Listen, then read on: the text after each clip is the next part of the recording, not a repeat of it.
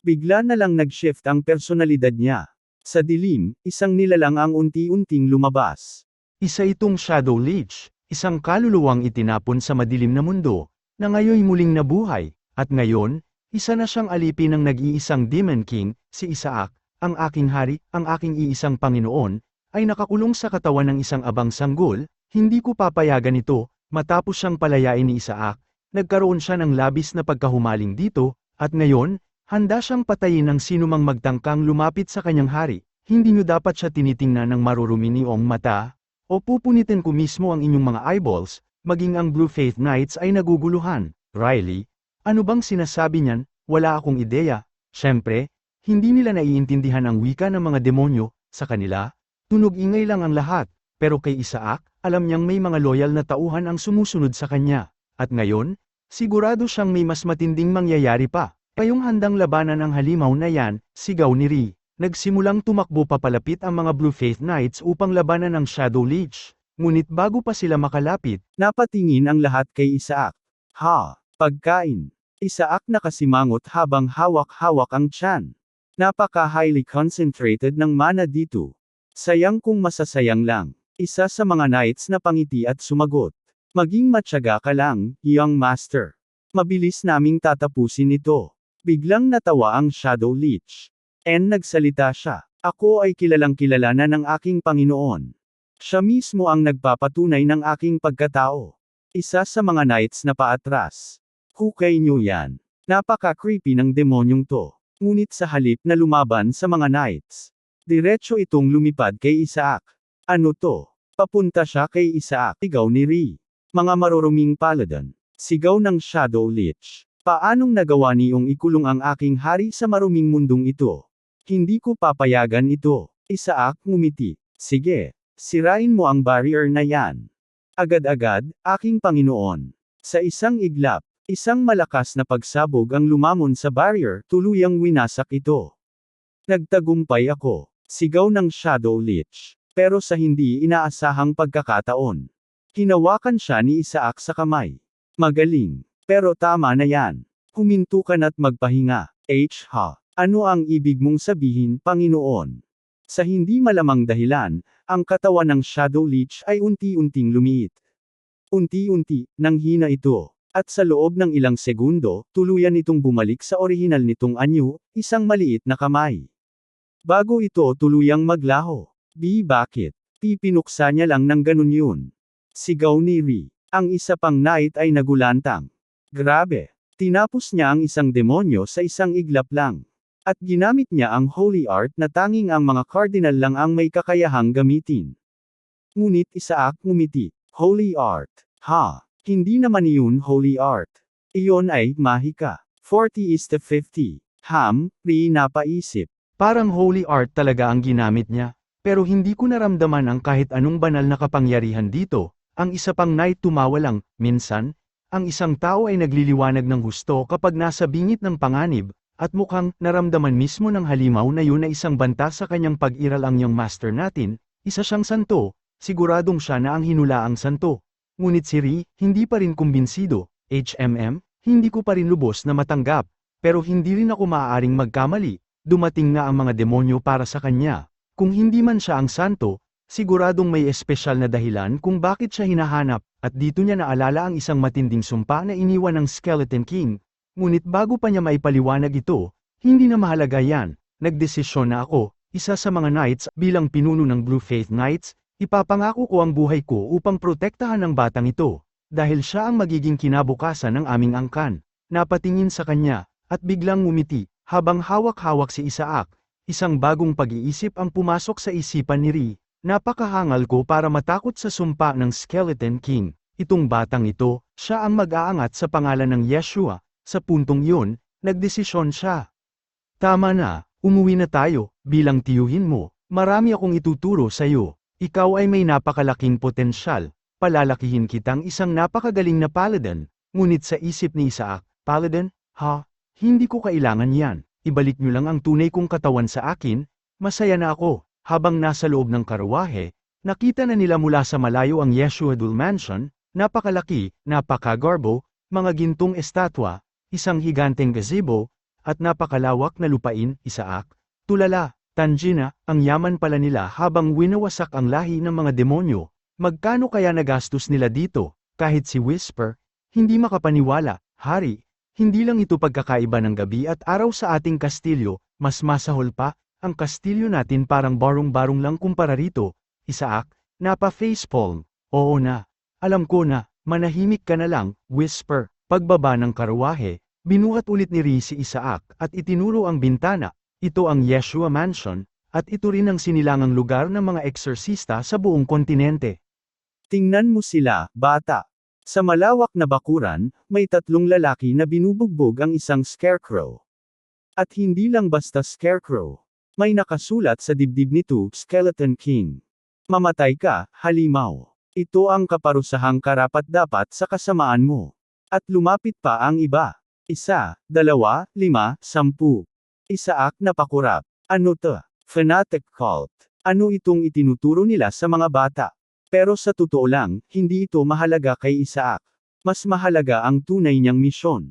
Kasama na ako ngayon sa Holy Empire. At kapag nakuha ko na ang tiwala ng lahat, gagawin kong papay ang emperador at itatayo ang sariling kong imperyo. Ang imperyo ng Isaac. Ha? Napaka-petty mo talaga, Hari, sigaw ni Whisper. Isa kang dakilang skeleton king pero naiinis ka sa mga larong pambata.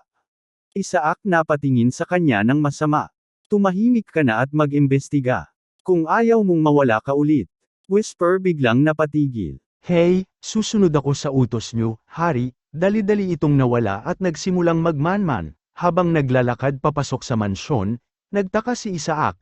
Napakaraming asul na ilaw sa paligid. Ano tong mga to? Lahat ba ito, mana? Mukhang mahigit 10,000 ang nasa paligid, Whisper sumagot mula sa malayo. Kahit ako?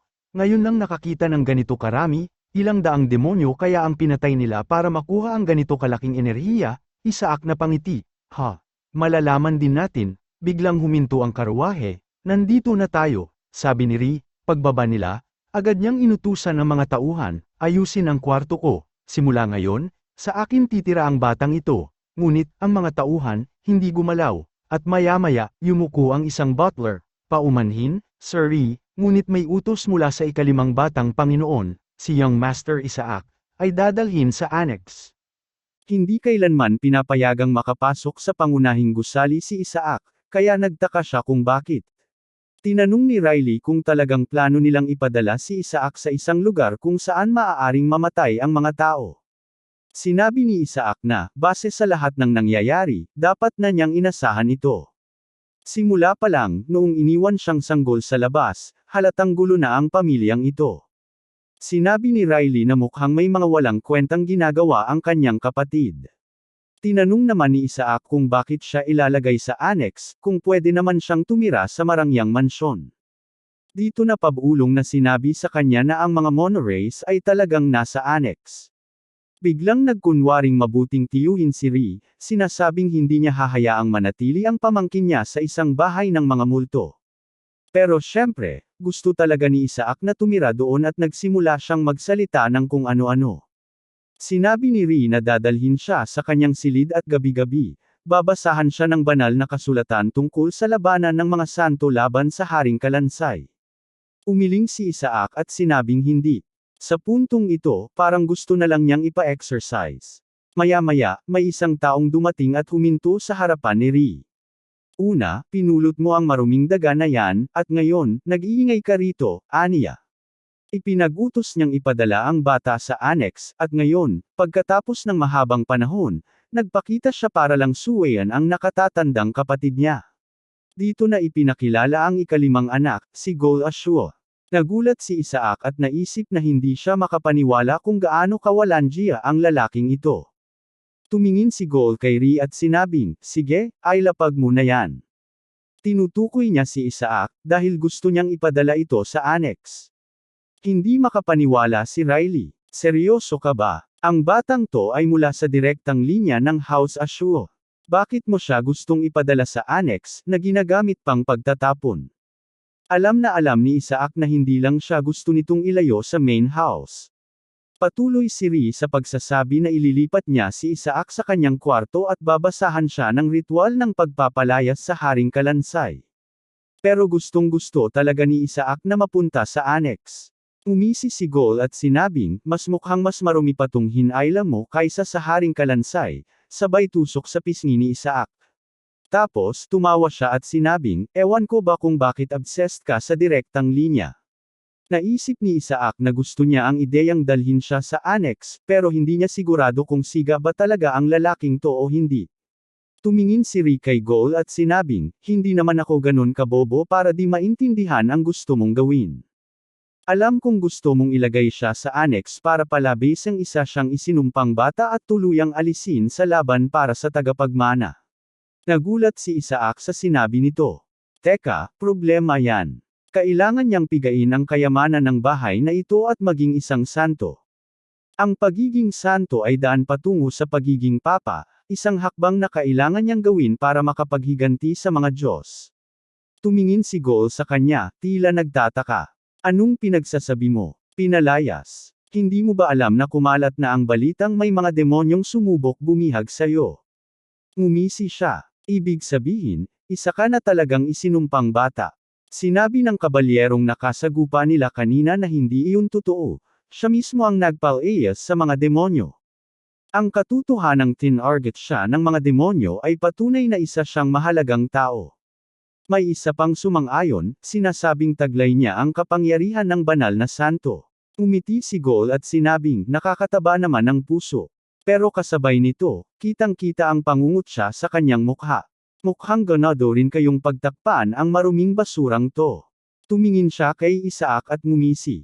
Kung iniisip niyong isa siyang santo, aba, dapat lang niyang patunayan yan. Pabulong na sinabi ni Whisper, tama siya. Dapat magpabagsak siya ng meteor sa lalaking to. Tiningnan siya ni Isaac ng masama. Tumahimik ka nga. Nagpatuloy si Gol, kung isa kang tunay na santo, patunayan mo. Tumingin siya sa isang punong matanda na at ngumiti. May naisip akong paraan. Iligtas mo yang puno. Ipinaliwanag niya na ang punong iyon ay simbolo ng kanilang tahanan, isang banal na puno na minahal ng labis ng pinuno ng kanilang angkan. Pero namatay ito matapos maimpluwensyahan ng asensya ng mga demonyo. Kung talagang may kakayahan kang maging santo, madali lang para sa iyo ang buhayin yan, hindi ba? Tawa siya ng tawa, saka idinagdag, kung tunay kang kandidato para maging santo, syempre.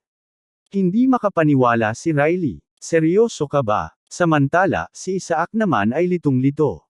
Ang galing lumaban ni Melissa, pero sinira ang dugo nila. Ang panganay nila, nawawala. Ang ikalimang anak nila, isang walang hiya. Bigla siyang napahinto. May naisip siya. Teka, seryoso ba to?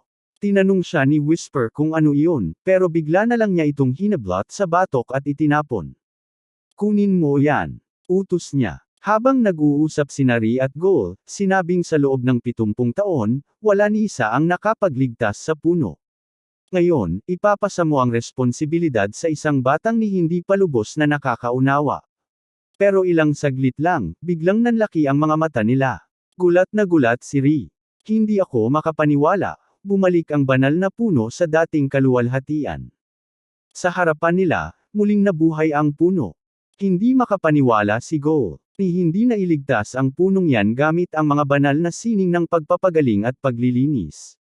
Paano niya to nagawa? Pero si Isaac, wala siyang kaalam-alam sa mga sinasabing banal na sining. Ang alam lang niya, maraming natitirang dumi ng demonyo sa mga ugat, kaya pinakain niya kay Whisper hanggang sa mawala. Isang kabalyero ang lumapit kay Ri. Paano nagawa yun ng puno? Ikaw ba ang may gawa nito? Umiling si Ri. Wala akong ginawa. Napatingin ang kabalyero. Ibig sabihin, tama ang iniisip ko. Samantala, nakasimangot lang si Isaac. Naiinis siya na hindi niya nakain ang mana. Biglang pinalibutan siya ng mga kabalyero, nagmumurang tuwa. Ikaw ang dahilan kung bakit bumalik sa normal ang puno. Pero si Gol, hindi niya matanggap. Nasiraan na ba kayo ng bait? Walang sinuman sa buong angkan ang nakagamot sa punong yan. Paanong nagawa yun ng isang bata? Malinaw na may ibang tumulong, pero wala na silang pakialam. Itinuturing na nilang hari si Isaac. Binubuhat siya at inihahagis sa ere na parang tagumpay niya ang lahat ng ito. Samantala, nagsimulang manisi si Gol kay Ri. Ikaw ang may pakana nito, hindi ba? Napakunot noo si Ri. Ano na namang pinagsasabi mo? Umisi si Gol. Nagtaglay siya ng kapangyarihan ng mga santo, at gusto mong palabising yang basura ang may gawa nito. Hinablat niya si Ri, sigaw ng sigaw habang patuloy silang nagtatalo. Samantala, si Isaac ay napaisip. Ngayon ba naman manghuhuli pa ng mga demonyo si Melissa? Kailangan na niyang bumalik dito para turuan ang mga anak niya.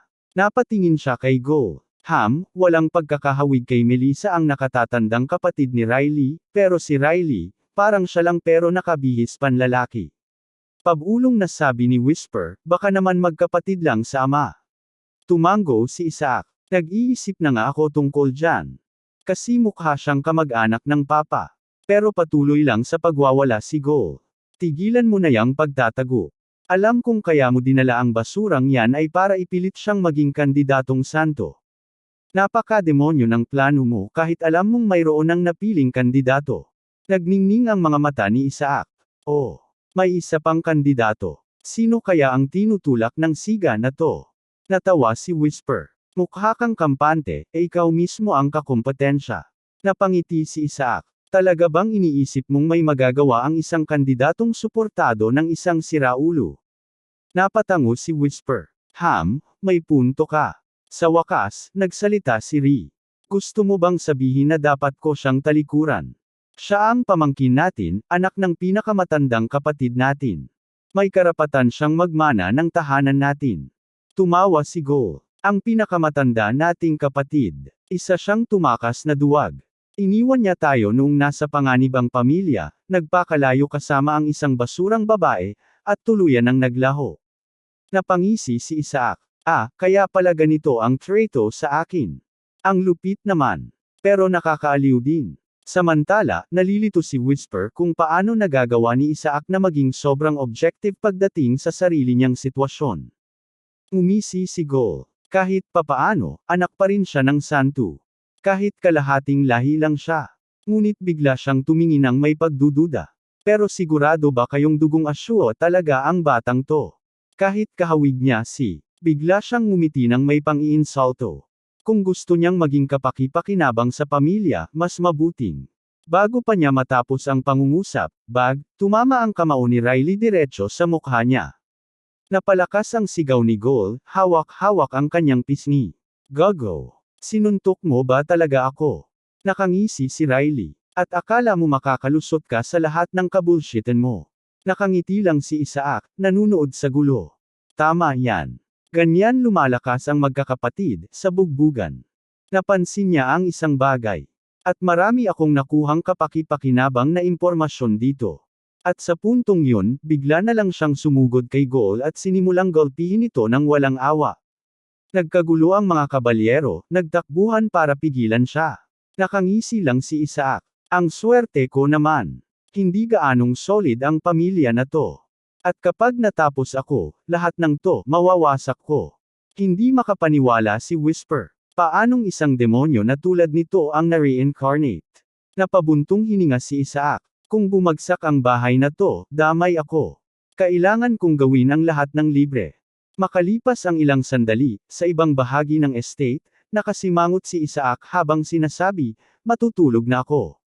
Pero imbes na kama, isang napakahabang mesa pala ang tinutulugan niya. Sa paligid niya, nag-uusap ang mga tao. Isang lalaki lang pala, hindi isang santo. Nagkakagulo sila, nagsasalita ng sabay-sabay. Napapailing si Isaac. Wala bang matinong tao sa bahay na to?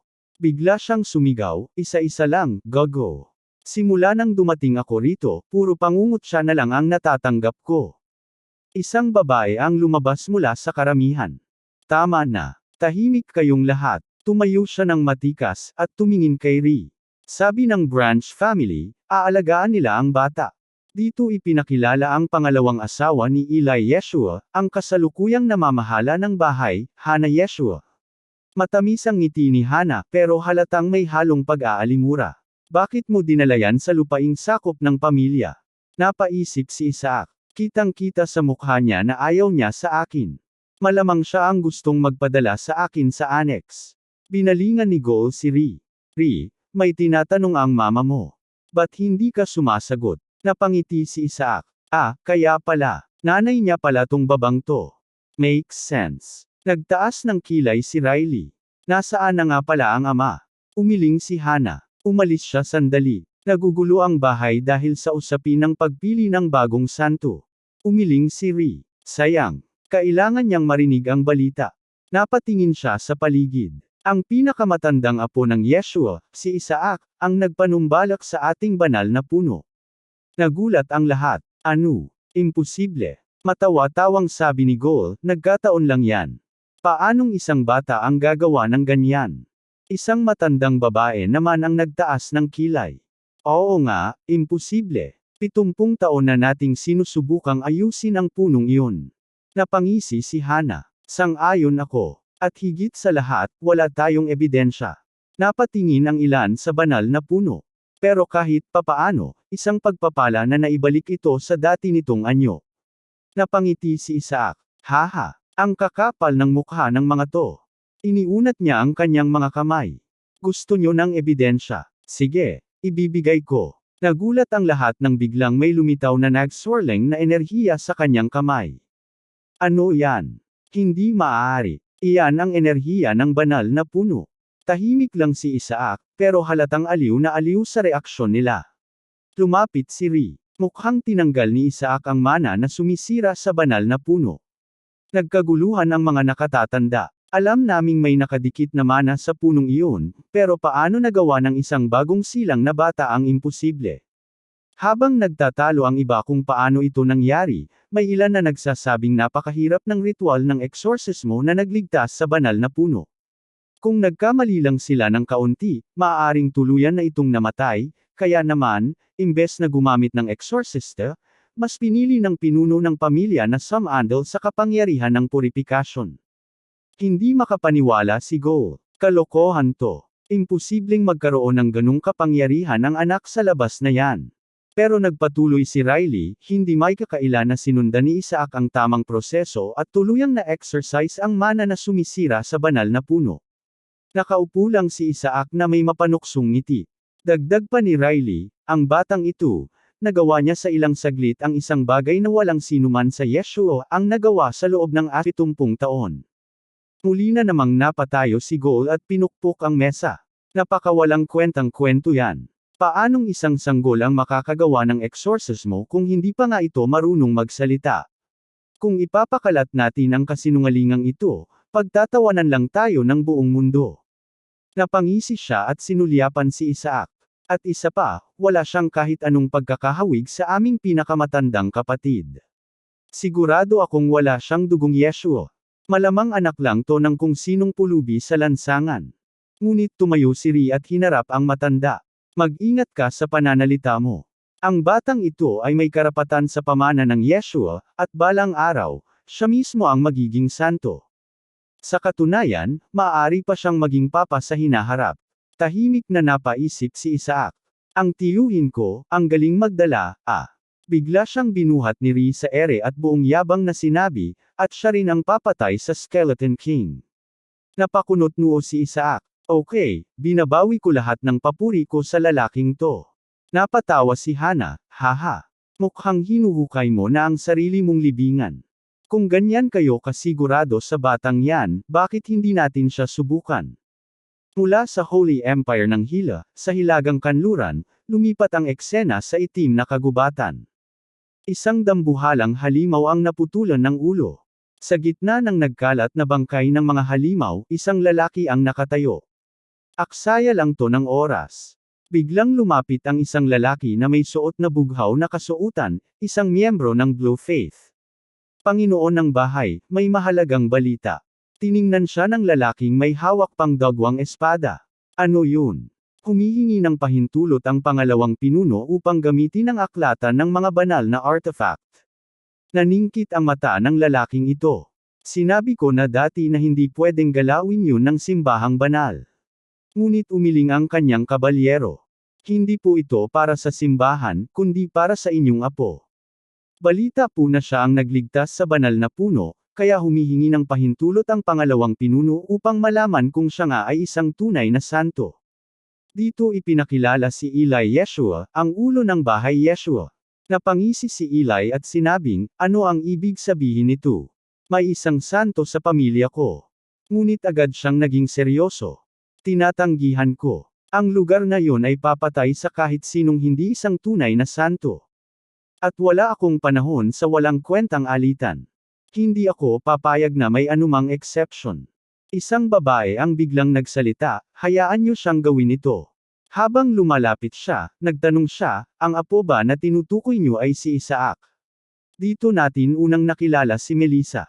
Ang isipin na siya ang nagligtas sa banal na puno, mukhang may malaking potensyal siya. At kung bubuksan na rin lang natin ang aklatan ng mga banal na artifact, bakit hindi natin ipasok lahat ng kandidatong santo? Sinubukan siyang pigilan ng isang kabalyero, ngunit, kung may batang mula sa ibang pamilya ang makakakuha ng pinakamakapangyarihang artifact, maaari silang makuha ito para sa kanilang angkan. Ngunit ngumiti si Melissa. Sa totoo lang, mas gugustuhin ko pang may gumawa niyan. Kahit ang pinakadakilang saintos sa kasaysayan, hindi niya nagawang ariin ang artifact na yon. Ngunit kung sino man ang makakuha nito, maaari na nating matuntan ang Skeleton King at tuluyang puksain siya. Sa katunayan, dapat nating gantimpalaan ang sino mang makakabalik nito. Tumingin siya sa kabalyero at inutusan siya, ikalat mo ang balita. Ang batang makakakuha ng pinakamakapangyarihang artifact mula sa treasury ay makakatanggap ng gantimpala na kahit ang papa mismo ay hindi kayang ibigay. Hindi lang natin ibibigay ang Sanus heirloom na ipinapasa sa House Yeshua sa loob ng maraming henerasyon.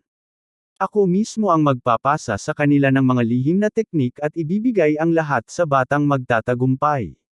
Ang aklatan ng mga banal na artifact ay isang kayamanan ng sagradong relikya at lihim na teknik, na itinago sa loob ng libu-libong taon ng House Yeshua.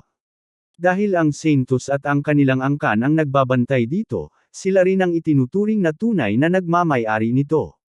Ngunit may isang kakaibang panuntunan, tanging mga batang wala pang 10 taong gulang ang pinapayagang pumasok. Ang treasury na ito ay ginamit para sa unang ritual ng kaarawan ng mga saintos candidates. Sa ritual na iyon, malalaman ang kanilang potensyal base sa kung anong artifact ang madadala nila palabas. Ngunit, ito rin ay isang napakadelikadong lugar. Marami ng saintos candidates ang namatay sa loob nito sa paglipas ng mga taon. Dahil sa walang katapusang kamatayan at pagkawala ng mga bata, tuluyan itong sinara at tinatakan. Balik sa kasalukuyan, napabulong si Whisper, talagang gusto mong makuha ang kayamanan ng saintos, ha? Pero kaya mo kayang makabalik ng buhay. Napataas ng kilay si Isaac. Ikaw na naman ang nagbibigay ng Lord Dump. Napangisi si Whisper. Hindi ka yata masyadong excited sa nangyayari. Tumawa si Isaac. Excited kaya ako. Lalo na't ang katawan ko mismo ay nandyan sa loob ng treasury. Isang kabalyero ang lumapit at binuhat si Isaac mula sa kanyang kuna. Mukhang nasasabik ka, ha? Ang matriarch mismo ang nagbukas ng treasury para sa lahat ng kandidatong santo. Lahat ng mga anak mula sa 5 dakilang bahay ay magtitipon dito, pati na rin ang pamilya ng kasumpa-sumpang papa. Pero sigurado akong ikaw ang mananalo, Isaac. Muling ngumiti si Whisper. Mukhang mas malaki ang gulong ito kaysa sa inakala natin. Ngunit sa halip na mataranta, ngumiti lang si Isaac.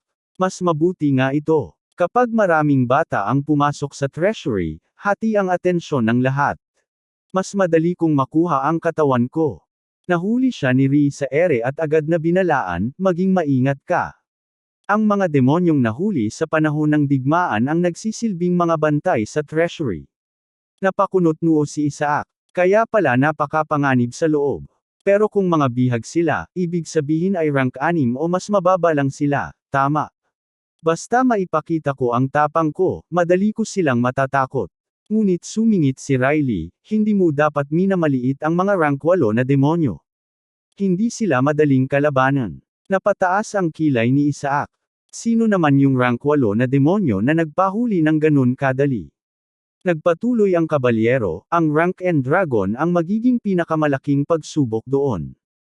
Tumango si Riley. Kung sa rango lang, totoo yan. Samantala, napailing si Whisper. Puno talaga ng mga baliw ang pamilyang to. Sino ba kasing nag-isip na maglagay ng dragon sa isang lugar na ginagamit para sa ritual ng unang kaarawan ng mga sanggol? Pero sa kabila ng lahat, may malawak na kaalaman si Isaac tungkol sa mga dragon. Kung ganon, madali niyang mahaharap ang mga ito. Bigla siyang natigilan. Nang tumingin si Whisper sa kanya, nakita niyang nanginginig si Isaac. Hindi. Ang mga dragon ay delikado sa ibang paraan. Dati akong nagnenegosyo sa kanila, at palagi ko silang niloloko. Nag-aalalang nagtanong si Whisper, ilang dragon ba ang naloko mo? Tumingon si Isaac at nagsabi, mga 70 siguro. At labis silang nasusuklam sa akin. Delikado to. Malinaw ang alaala ng mga dragon. Baka makilala nila ako kahit sa pamamagitan ng aking kaluluwa. Napangiti si Whisper. Magandang pagkakataon to para magpalat ka na ng among pinaglilangkuran. Biglang sumimangot si Isaac. Narinig ko yang sinabi mong anak ako nang. Tumikim siya at huminga ng malalim. Tumayo siya at nagpahayag, wala akong ibang pagpipilian. Kung puno ng rank 8 na demonyo at isang rank N dragon ang treasury, pero hanggang rank 6 lang ang kaya kong labanan, may kailangan akong gawin. Pupuslit ako sa annex kung saan iniimbak ang lahat ng mga ninakaw nilang kayamanan at kukunin ko ang lahat ng mana cores.